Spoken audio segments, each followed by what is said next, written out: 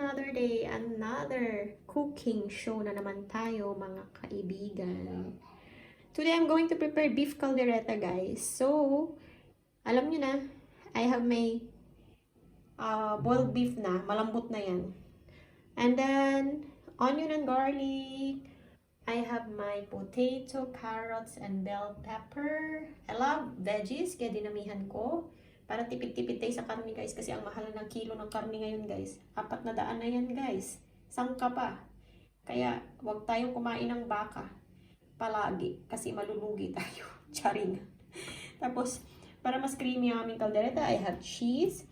And I have my liver spread. They call it pasteta. But actually, it's not a liver. Alternate for the liver spread. Kasi wala naman tayong liver spread here. And I have my tomato paste. And I'm gonna start cooking now. We'll see you later.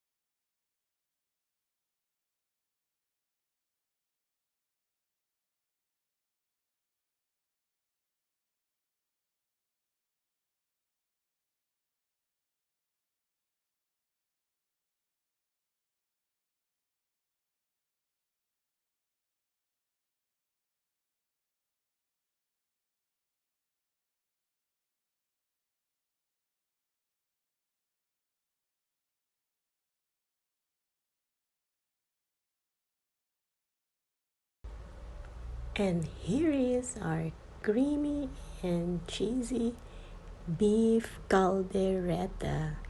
Let's enjoy.